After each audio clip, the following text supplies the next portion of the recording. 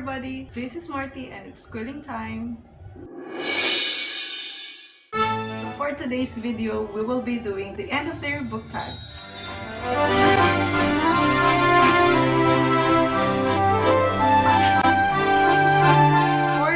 I was tagged by Ina, the mood reader. Please check out her channel in the description box. I also included the link to the original creator of this tag, and thank you so much, Ina, for tagging me. This video will also be about my December TBR. So let's now proceed to the 6 questions that we have to answer for this tag. Are there any books that you started this year that you need to finish? Hindi ako mahilig mag-DNF ng book. Even if hindi ako nag-enjoy dun sa book na yun, I'll try my best to finish that book. Kasi ayoko na siyang balikan kung hindi man ako nag-enjoy sa kanya. I really have this strong curiosity na kahit bad yung plot ng book and all other issues, gusto ko pa rin malaman how it ended. Kasi may mga books na slow to burn.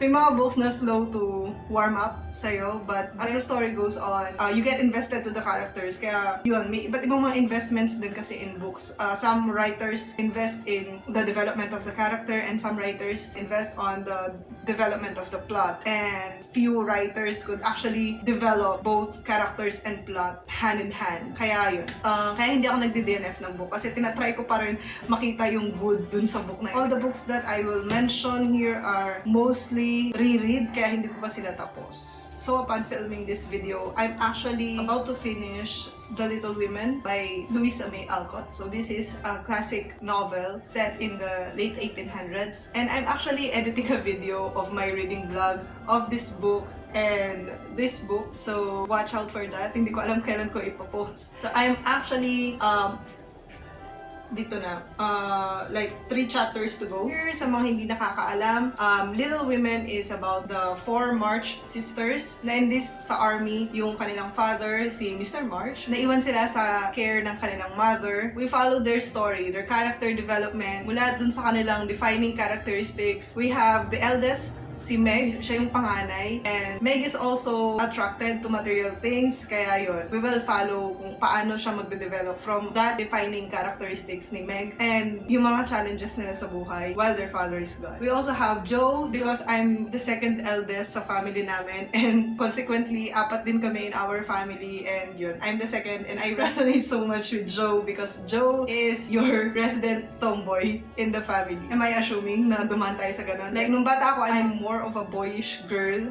more like Joe, because I have an elder brother, and kami yung magkalapit yung edad, so mas close kami. So yung mga trip ng kuya ko ayun, yun yung mga kinalakihan ko na hobbies. Maybe because of that. And Joe is also a bookworm. She is actually an aspiring writer, and yun, diba? So I really resonate with Joe and how her character developed from that boyish girl growing up, na hindi naman siya naging isang parang sensual woman, but still keeping herself, and paano siya nag-grow from that background. We also have Beth. She's musical and she's shy, she's motherly, meron siyang parang mother instinct to take care of everybody, and I can see my little sister on her. Musical, kasi yung younger sister ko next to me is the most musical person in our family. She's the most music-minded person sa amin. And siya yung may pinakamalakas na motherly instinct among us. And then we have Amy. Amy is the youngest of the March sisters, and she is defined here as a selfish brat sa mga bunso. Most of the time, favorite of the family. And yun yung maganda dito sa novel na to, kung paano sila nag-grow from those defining characters. I will not talk about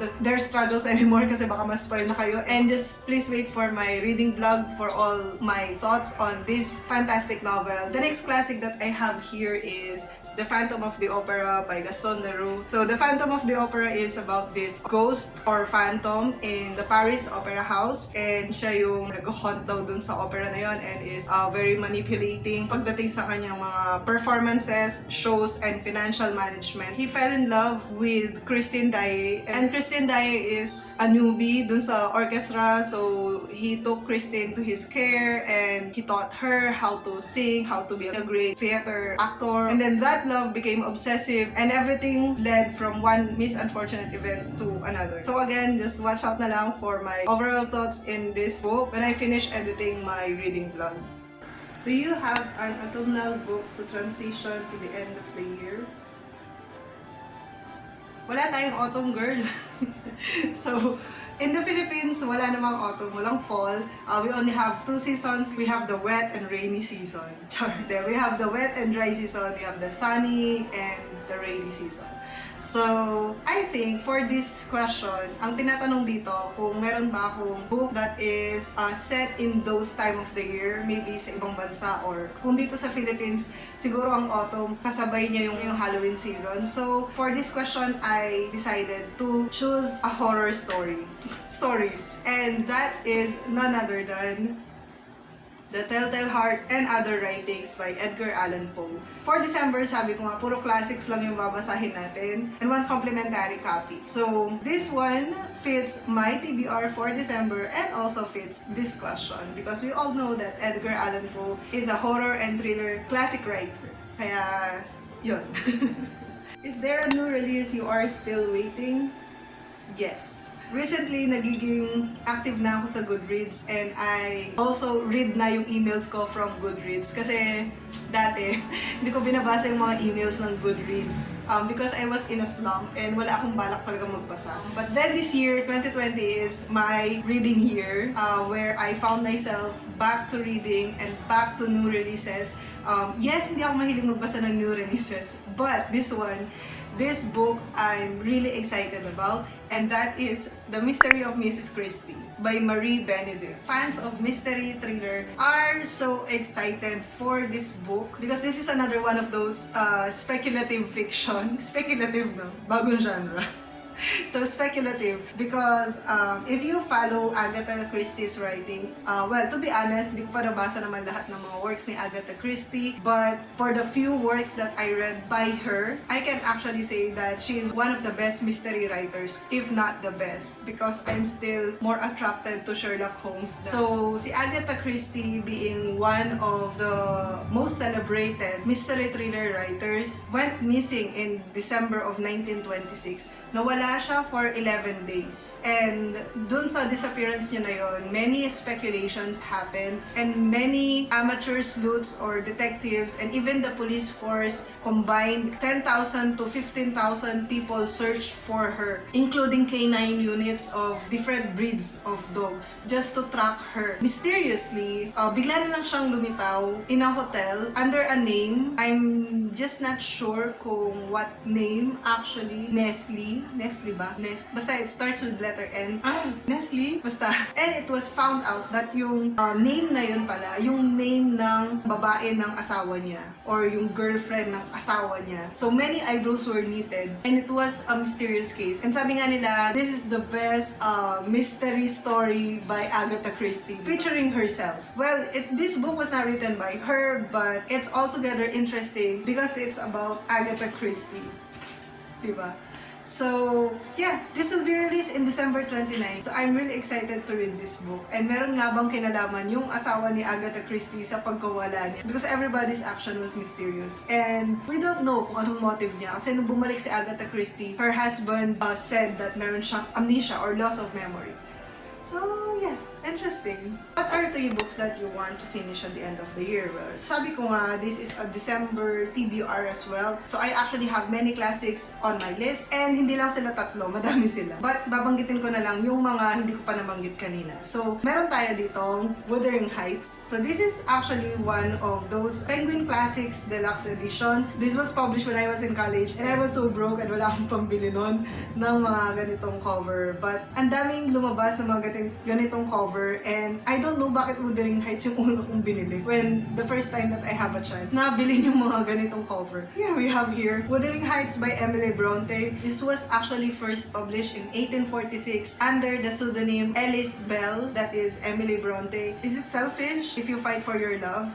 Is this love story? I'm not sure. Nung bata ko na binasa ko to, I think it was a love story, pero parang hindi kasi it focuses more on the family and other people around Heathcliff and Catherine habang pinaglalaban nila yung kanilang love affair. It's not really just about their love story. It's more about what the society thinks about their love story. Long story short, Wuthering Heights ay about sa pagmamahalan ni na Catherine at Heathcliff and paano nito winasak ang buhay ng mga tao sa paligid nila. In this list as well, we also have the 2 books of Alice in Wonderland, Alice's Adventure in Wonderland, and Alice's Adventure in Wonderland, and Through the Looking Glass. Medyo vague na yung memory ko kung saan nagsisimula at nagtatapos ang isa't isa. Kaya gusto ko silang basahin ng sabay. Anyway, napakanipis lang naman ng edition na to. Kaya feeling ko naman matatapos ko siya. Si Alice ay isang bata na one day sa kanyang monotonous na buhay or boring na buhay ay naglakad-lakad siya sa kanilang hardin. Tapos nalaglag siya sa rabbit hole. Or ano ba yung rabbit hole? Butas. Nalaglag siya sa butas. Nung nahulog siya sa rabbit hole, she found herself in this wonderful land. Nagsasalita yung mga animals and all the magical stuff na nangyayari. So, in this story, we will follow lahat ng adventures ni Alice sa Wonderland and kung paano siya nakabalik in her real life. Last in this list is Hamlet by William Shakespeare. After reading If We Were Villain, I was reminded of my love for the Bard. Yes, hindi talaga ka-digest on first reading yung work ni William Shakespeare. Kung hindi ka into literary devices, baka hindi mo talaga siya ma-appreciate. But then, Simon & Schuster Publishing released this version of Hamlet and meron itong mga notes. Kung nagsisimula ka pa lang kay Shakespeare and hindi mo siya talaga na-appreciate, but you want to appreciate him, you may want to grab a copy of this version from Simon & Schuster Publishing because meron itong mga notes and explanations and also some facts about the author and the Shakespeare theater aside from the play itself. And this is like simplified English, if you want to call that simplified English. There is this notion na Old English ang Shakespearean works, pero actually they're not. If you will follow yung classic literature timeline, Shakespeare is actually one of the modern writers. So yung English niya is actually modern English. If you want to compare ang Old English sa modern English, actually you may want to look for Chaucer's work, The Canterbury Tales. Ayun, yun yung Old English. And sana ma-appreciate natin si Shakespeare before this year ends. I'm now filming from my iPad. This is my first time filming here. And that's because nalobat yung camera natin kanina. But nevertheless, let's finish this book tag. Is there a book you think could still shock you and become your favorite of the year? Definitely. Lahat naman nasa-surprise ako. But there's this one book from this really nice author na sabi niya he will give me a copy of his book if I am willing to give him a review. And yes.